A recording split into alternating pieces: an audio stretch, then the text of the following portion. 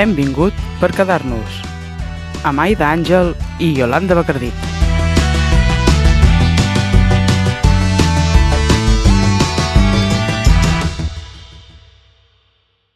Benvinguts a l'Hem vingut per quedar-nos, un programa d'esport 100% dedicat als equips femenins i a les esportistes.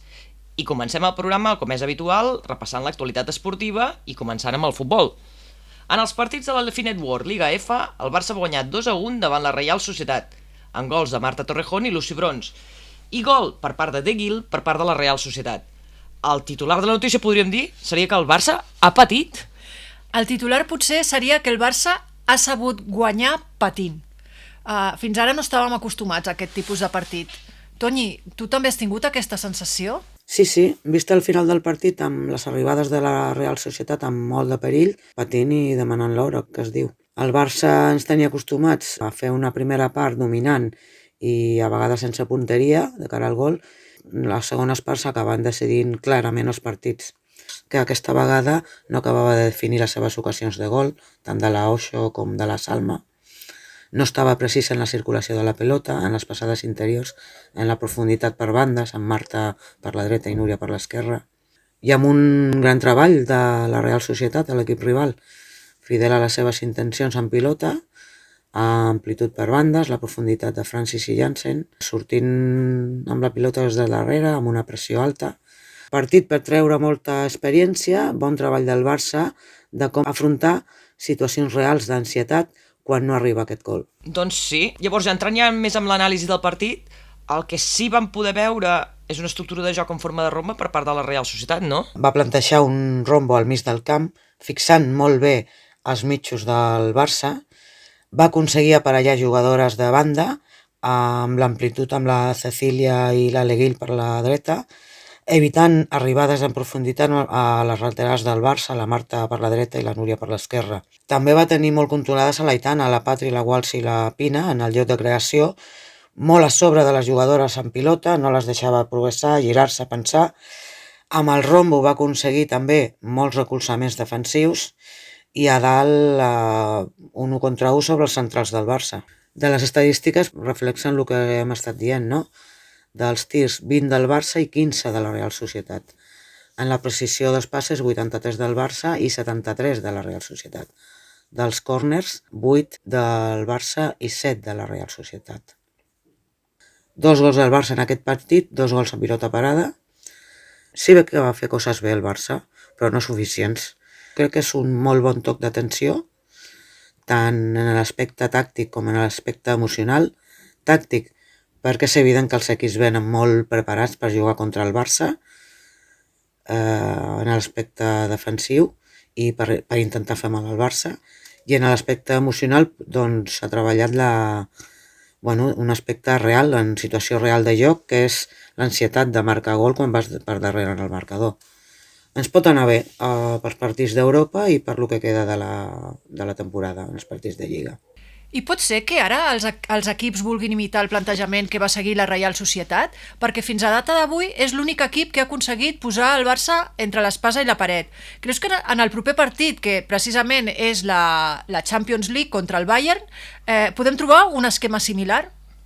Doncs ja ho estan fent. Hem de recordar el partit contra el Levante UD a casa, que va aguantar molt bé la primera part, o el partit contra el Madrid CF també va aguantar molt bé la primera part, i fins a la segona part, quan va sortir Heise i 2 pilotes que toca van ser gols. Els rivals ja saben que es trobaran quan juguen contra el Barça. Poden preparar i entrenar molt bé contra què hauran de jugar. A part, tenen un plus de motivació i saben que han d'estar molt atentes i molt concentrades en la feina. Això ja ho estan fent els rivals. Però què ha aconseguit la Real Societat, no? En comparació, què ens hem trobat en aquest partit, no? Per arribar a aquest final de partit, no? A part d'estar bé defensivament, molt juntes, molt compactes, amb molts recolzaments, i de trobar-se un Barça no molt precís de cara al gol, que això és important, la Real Societat ha creat moltes ocasions de gol. Aquesta efectivitat en la pressió alta al camp rival, robar la pilota al camp del Barça, tenir més la pilota i arribar moltes vegades a l'àrea rival. Clar, per poder marcar gol has de tenir la pilota. Defensivament guanyar molts duels en l'1 contra 1, ha fixat molt bé a les jugadores de mig camp, Mantenir tota aquesta actitud defensiva durant els 90 minuts amb aquest aspecte físic és molt important. També va ajudar a adelantar-se en el marcador en un moment delicat, no? Un minut abans d'anar al descans.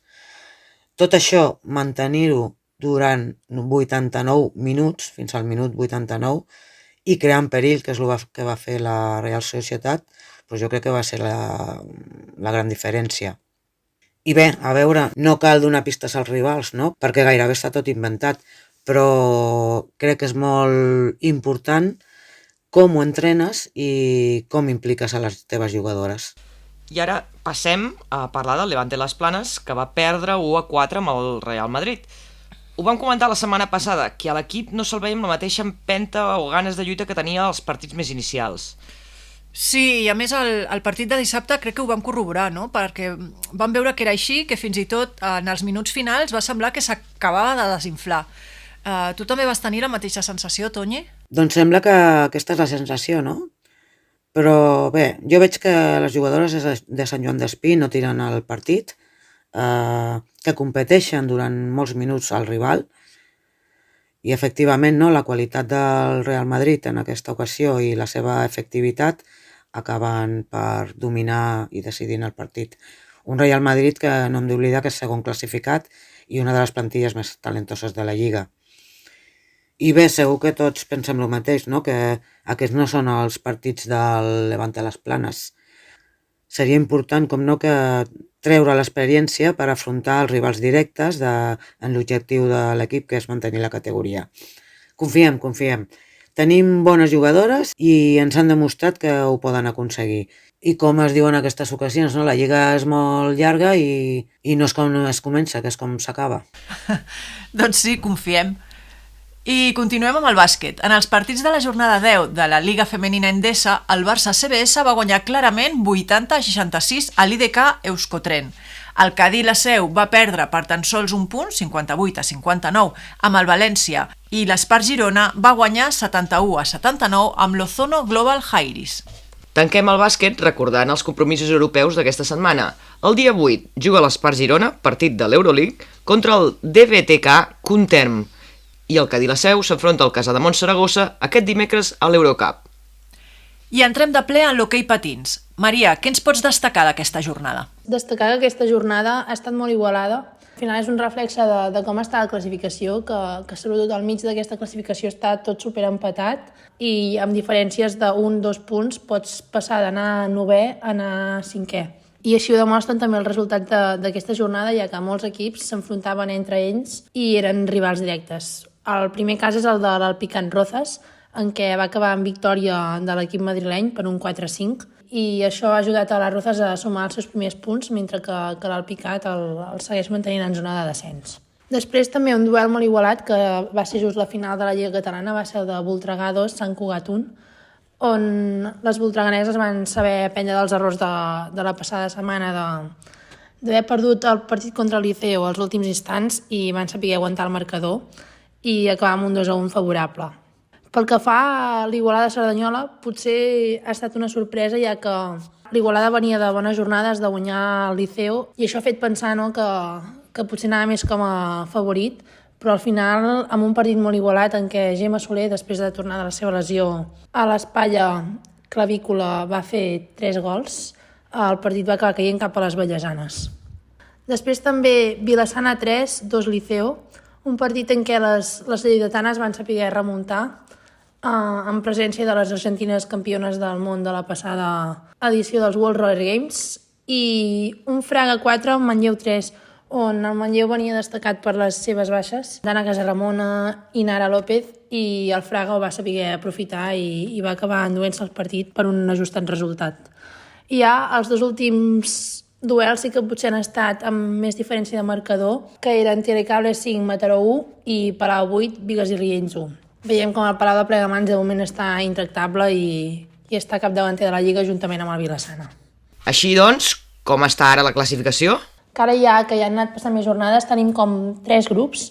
El primer grup està encapçalat per el Palau i el Vilassana, que no han perdut cap partit, han fet un total de 7 victòries i un empat, seguit de ben a prop pel Telecable i del Fraga. I destacar que aquest potser seria de moment el grup capdavanter d'aquesta classificació, tot i que això no és estàtic i pot anar canviant al llarg de les diferents jornades. Després, el segon grup vindria encapçalat pel Martinelli a Manlleu, ja amb 12 punts, i seguit de ben a prop pel Mataró, el Bigues, el Voltregà, l'Igualada, el Liceo, el Sant Cugat i el Cerdanyola. Destacar que tots aquests equips estan amb una igualtat de punts espectacular, i això també és el que demostra aquesta igualtat de la Lliga i aquesta competitivitat, que a tots els partits és molt difícil predir el resultat perquè pot passar de tot i una setmana pots anar en zona de descens i el cap de setmana següent plantar-te en 6ena posició. I això també és el que fa tan interessant aquesta Lliga, no? La igualtat que té la nostra Liga Iberdrola. I per últim, com a coers de la classificació tindríem les Rozas i l'Alpicat. I per últim, des de l'hem vingut per cuidar-nos, tot i que no parlem dels equips masculins, avui sí que hem cregut necessari fer menció a l'Alexandre Sensi, jugador d'Alcaldes d'aquesta Parlem Hockey Lliga, la màxima divisió estatal, que ha mort aquesta matinada amb un tragèdic accident de trànsit, i des d'aquí voldríem donar tot el nostre sentit condol a la seva família, als seus amics, als seus companys d'equip, al Club Cauderí i a tota l'entitat de l'hoquei que avui està de dol.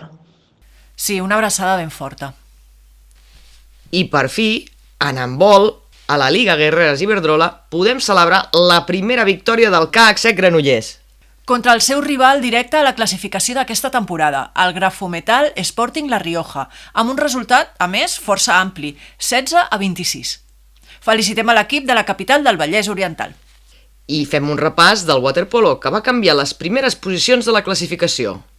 El Terrassa va guanyar contra el Tenerife 15-4, el Sabadell 13-4 contra el Catalunya, el Mataró 13-6 amb el Mediterrani, l'Atlètic Barceloneta 14-10 enfrontant-se al Sant Feliu i, per últim, el Sant Andreu 17-8 contra el Rubí. I amb aquests resultats, el Mataró passa a la segona posició intercanviant el lloc amb el Mediterrani, mentre que el Sabadell es manté líder. I avui acabem el repàs de l'actualitat esportiva amb el voleibol, aprofitant que tenim l'entrevista amb dues jugadores de l'equip DCB Sant Cugat. Ara sap greu donar aquest resultat, però en aquesta desena jornada el Sant Cugat va perdre 1-3 davant el Tenerife Libis La Laguna, tenint en compte que aquest equip és el vigent campió de l'anterior temporada i ara va segona a la classificació. I ara sí, passem al resum de l'entrevista, que podeu trobar sencera al YouTube de l'Hem vingut per quedar-nos, @xquedarnos.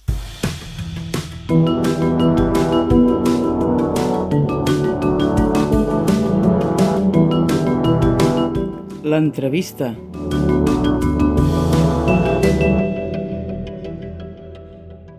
Ens hem desplaçat avui a Valldoreix per entrevistar a l'Aina Barbel, benvinguda, i a l'Andrea Bové, benvinguda, que són jugadores del primer equip del DCB Sant Cugat, que juguen a la Lliga Iberdrola.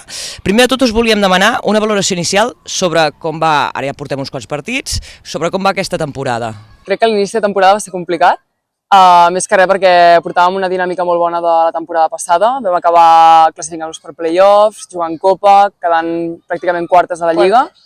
I aquest any vam començar una mica malament, vam començar perdent bastants partits i ara crec que la dinàmica ha millorat. Jo, igual que l'Aina, crec que vam començar... És que tampoc et sabria dir quin va ser el motiu, però amb 3 derrotes i més que a nivell de joc jo crec que també era una cosa mental, no? Que jugàvem cohibides, amb aquesta tensió de hem de sumar ja, hem de sumar ja, i va haver-hi un punt d'inflexió quan vam jugar allà a Galícia i va arribar la primera victòria, que a sobre va ser remuntant un 2-0 a baix, o sigui, és molt èpic tot, i llavors això jo crec que ens va donar la confiança necessària per començar a desplegar el nostre joc, els nostres recursos, i al final nosaltres som un equip que hem d'estar còmodes a pista, perquè si no se'ns nota molt, tant a l'hora de celebrar com a l'hora de jugar. Llavors jo crec que aquest moment en el que ja vam aconseguir sumar va ser com un alliberament i a partir d'allà jo crec que ha anat tot molt millor. Sí. Quins són els objectius que us plantegeu? Són els mateixos que teníeu a l'inici de la temporada? Vosaltres com a equip i també a nivell més individual, quins objectius us plantegeu? Jo crec que a nivell d'equip sempre des d'un principi s'ha plantejat de jugar cada setmana. O sigui, no crear unes expectatives de voler jugar una copa, classificar per un play-off, perquè al final quan no es compleixen hi ha frustració de totes i de l'equip. Mira, més com el dia a dia. Sí, i com que sembla que les coses no s'hagin fet bé, quan en veritat s'està fent un molt bon treball durant totes les setmanes, i llavors el nostre entrenador és el que ens planteja de dir cada setmana plantegem el partit i els resultats hi arribaran. És a dir, si juguem el cap de setmana cada setmana, al final les coses arriben soles, és a dir, classificar per una copa, classificar per play-offs, que la copa ja ho estem perquè som organitzadors aquest any, però independentment d'això, que igualment tindríem aquesta ambició, no?, de voler classificar, però més que res això, perquè és el que ha dit l'Andrea també, que al final jo crec que al principi ens plantejàvem de dir, ostres, són rivals suposadament assequibles per nosaltres i després és quan perds i t'emportes una mica l'hòstia, per dir-ho així. I clar, llavors tampoc volem generar com aquest ambient de frustració i jo crec que aquest objectiu està bé. Jo crec que aquest tipus de plantejament ja el venim fent fa 3 temporades, em sembla, just amb l'impàs del Covid. Crec que vam començar com a plantejar les coses d'una altra manera perquè sí que temporades enrere doncs, plantejàvem, vale, doncs aquest any l'objectiu és, jo què sé, la Copa. Sí. Aquest any l'objectiu és estar a mitja taula, aquest any l'objectiu és no sé què. I no va funcionar. No, no és que no funcionés, sinó que és veritat que si mires com a molt llarg termini, jo crec que al final no acabes gaudint de tot el procés i al final si tu has d'arribar aquí, per poder arribar bé i en bones condicions, tot això ha d'estar també superbé. Llavors jo crec que la manera a la que ho estem plantejant ara d'anar partit a partit, entrenament a entrenament, pilota a pilota, és el que fa que de fet aconseguim arribar més lluny que no temporades anteriors. Sí. I ja que ho heu tret, això de la Copa de la Reina... A nosaltres se'ns va fer arribar que no seríem els organitzadors, és a dir, hi havia una seu concreta que s'estava parlant, també suposo per contactes amb la federació, per al final clubs que estiguin econòmicament bé per organitzar-ho i la voluntat de fer-ho perquè al final és molta feina, has de moure molta gent, molts patrocinadors i costa realment. I un dia així sobtat ens van dir tenim una notícia per vosaltres. I en el grup que tenim de jugadores i entrenadors van afegir a la presidenta, el Salva, que és l'actual president d'ara, i el director tècnic del club, i ens van dir, bueno, noies, us hem de comentar una cosa, i clar, estàvem totes dient, o sigui, què està passant aquí? I llavors ens van dir, organitzarem la Copa aquest any. I clar, realment, o sigui, ens vam quedar flipant perquè era com... Era més una il·lusió. Sí, era com més un somni, no? Havia comentat alguna cosa de, bueno, ens oferirem, tal, però totes pensàvem que era pràcticament impossible, llavors ho donàvem per perdudíssim. I després també... va ser com el doble d'il·lusió. Clar, i en el punt de la temporada on estàvem, que havíem guanyat un partit o... Crec que ja encara no havíem... O és que encara no havíem guanyat, o sigui, ja estàvem com...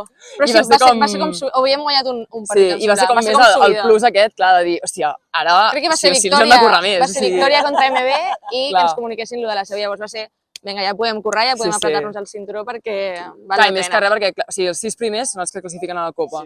I llavors és com, té més mèrit no estar entre els 6 primers, de dir, no, que la gent no parli de, clar, com que ets organitzador pots quedar últim i et classifiques igual, no? Com almenys ser dels 6 primers de dir, és que estem aquí perquè també ens ho hem currat, saps? Tindreu el plus de jugar a casa, amb tota la gent a favor... Sí. Sí, serà un esdeveniment històric seguríssim, o sigui... I clar, realment Sant Cugat fa aquests últims anys que s'ha classificat a la Copa, vull dir, abans era bastant impensable. Sant Cugat també era un equip més de la mitja taula cap a baix, no? I ara és com, hòstia, és un equip que pot estar-hi, no? I és el que dius, que també jugar a casa.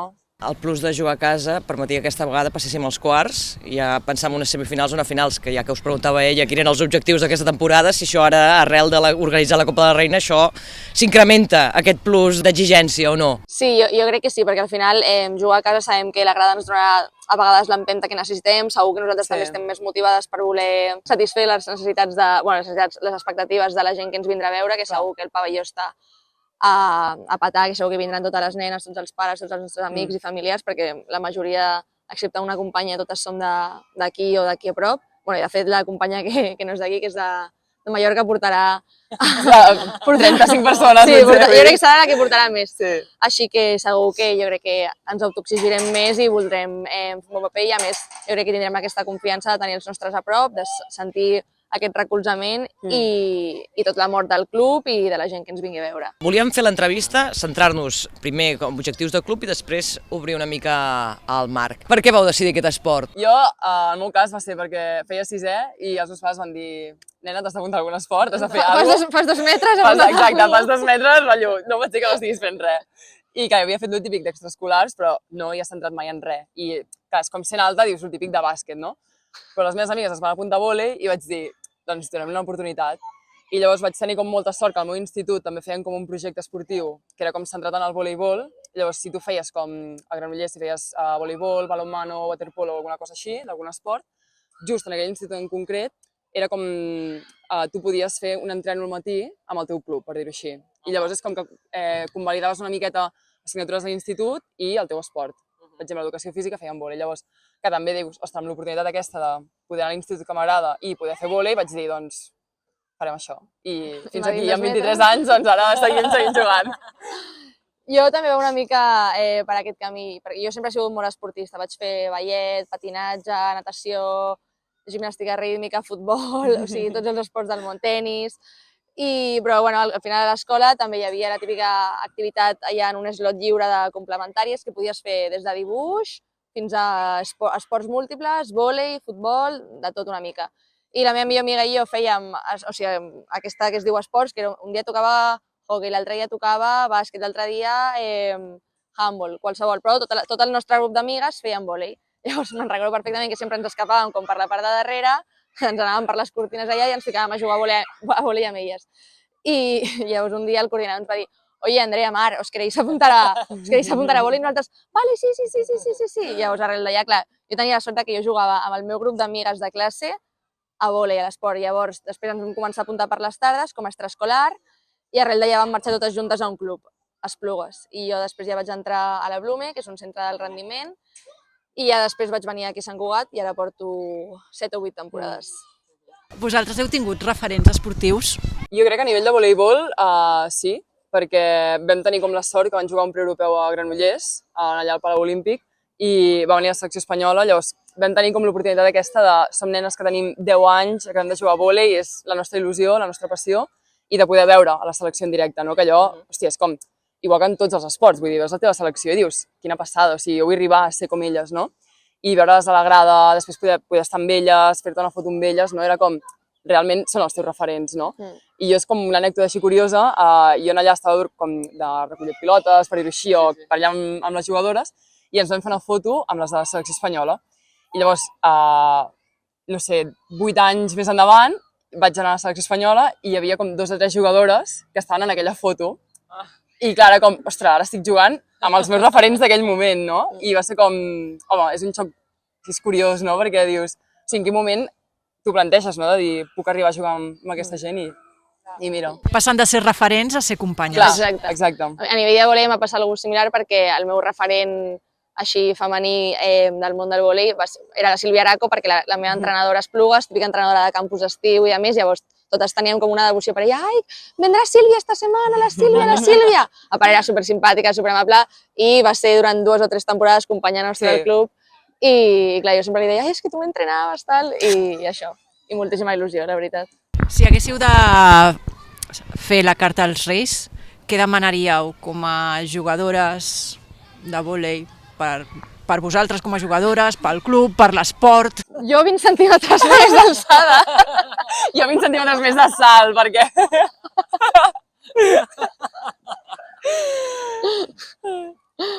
A la societat, diguem-ne. Què demanaríeu a la societat? Realitzant-la ara mateix. Jo demanaria que hi hagués una miqueta més de suport, que la gent s'animés a veure-ho, a recolzar-ho, que hi hagués bon feedback, que si es creu que hi ha coses, jo què sé, a nivell de clubs o a nivell d'estructures o de federacions que es poden millorar, que es comentés i sobretot molta visibilitat, bàsicament pels mitjans de comunicació.